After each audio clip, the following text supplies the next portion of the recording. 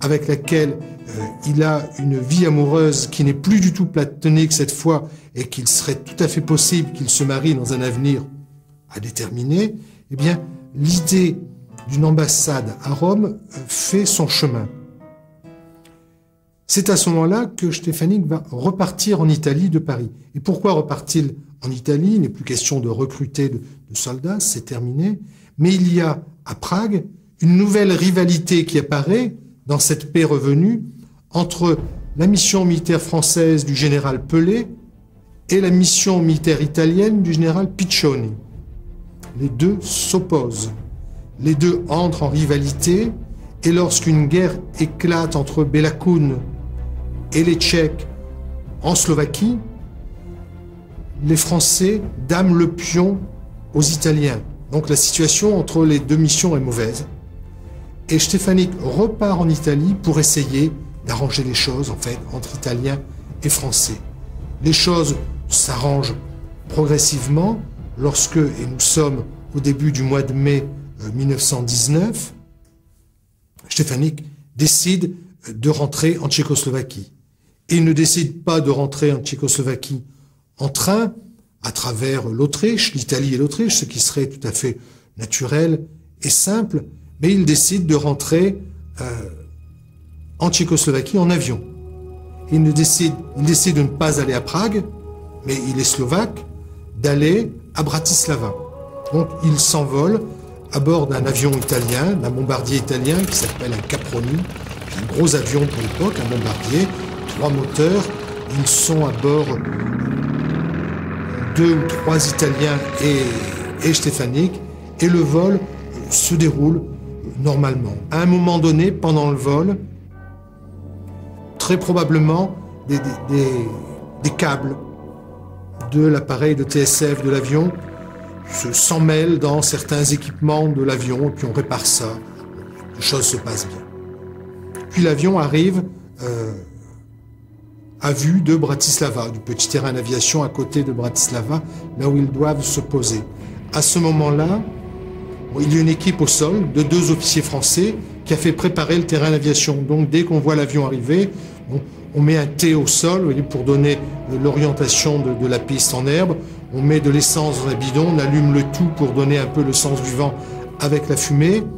Et là, l'avion fait un premier passage à peu près 400 mètres d'altitude, fait une grande boucle et reprend son axe à peu près 100-200 mètres d'altitude pour se poser.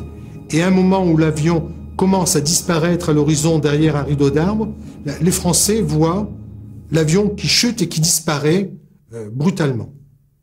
Que s'est-il passé? Grande explosion, feu. Les Français sautent dans une voiture. Il faut rejoindre, 1/4 d'heure, 20 minutes pour rejoindre, parce que il n'y a pas de route directe entre l'endroit où ils se trouvaient et le lieu de l'accident qui vient de se produire. Et lorsque les Français arrivent, il y a déjà un certain nombre de Slovaques et de Tchèques qui sont là. L'avion a déjà terminé de brûler. L'équipage italien est brûlé, carbonisé. Stefanik, qui probablement a été éjecté de l'avion au moment du choc au sol, est là, mort, le visage assez abîmé, mais pas du tout brûlé. Il a été éjecté, il a les 2 jambes cassées. Et Milan Stefanik, nous sommes le 4 mai 1919, vers 11h30, midi du matin, est mort.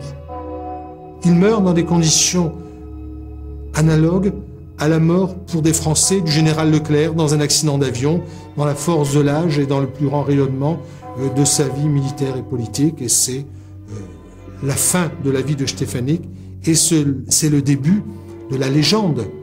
Stefanik, on va bien sûr, entre ses supporters, ses fidèles les plus ardents et ses opposants, rechercher la main des Français, la main des Italiens, la main de Bénèche derrière l'accident.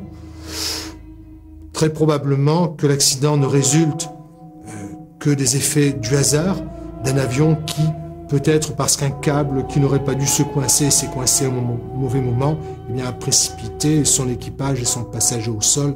Je pense que c'est tout. Il y a 2 hypothèses concurrentes.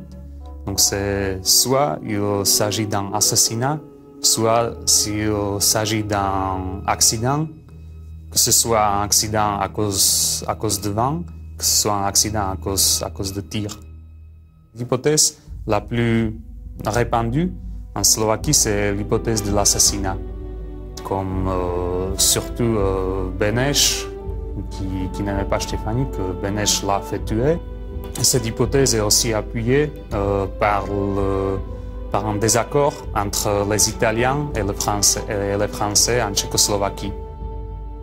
Notre hypothèse, c'est qu'il s'agit d'un accident ou il s'agit d'un confondement d'avions, qu'il pensait qu'il s'agit d'un avion hongrois, parce que la Tchécoslovaquie était à l'époque en guerre avec la Hongrie. Il y avait des tirs, il y avait même un soldat qui était arrêté. Moi, je pense qu'il s'agit d'un accident d'avion parce qu'on n'a pas de preuve qu'il s'agit d'un assassinat. Milan est mort, et cette fin est en accord avec sa carrière. Il est au moins possible de facilement la symboliser ainsi.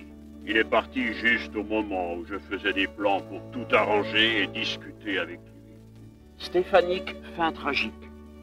Cela lui a épargné beaucoup de douleurs et de déceptions. J'ai été très secoué et très douloureusement touché par la façon dont tout cela s'est achevé, y compris entre nous. Nous étions malgré tout étroitement et amicalement liés. 2 mois après sa mort, Štěpánik ne vivra pas la grande consécration militaire de toute la Première Guerre mondiale pour les Tchèques et les Slovaques. Le 14 juillet 1919, la France organise sur les Champs-Élysées le défilé de la victoire. Dans ce défilé de la victoire défilent toutes les armées françaises, toutes les représentations des armées alliées de l'entente qui sont en guerre depuis 1914 et toutes les armées de ces pays qui n'existaient pas en 1914 et qui ont rejoint la France parce que la France a permis leur création.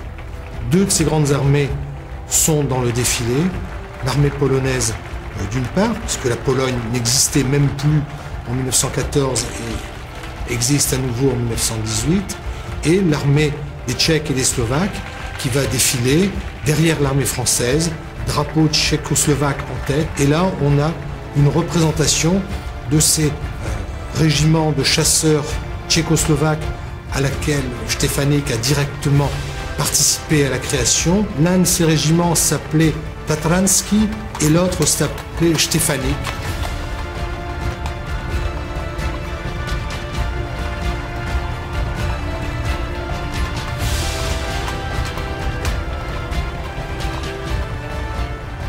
Pendant toute la période communiste, les communistes vont chercher à masquer ce passé originel, ne serait-ce que parce que Štěpánik, n'était ni pro-russe, ni socialiste, ni communiste. Lorsque Štěpánik avait commencé à réfléchir la réorganisation de l'espace centre-européen, il envisageait autant un royaume qu'une république.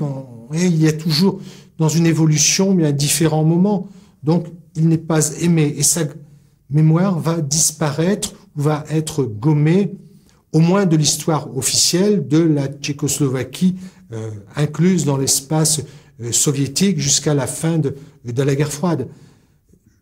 Lorsque la guerre froide va se terminer et que la Tchécoslovaquie va décider de se séparer en 2 nations, la République tchèque à Prague, la Slovaquie à Bratislava, eh bien,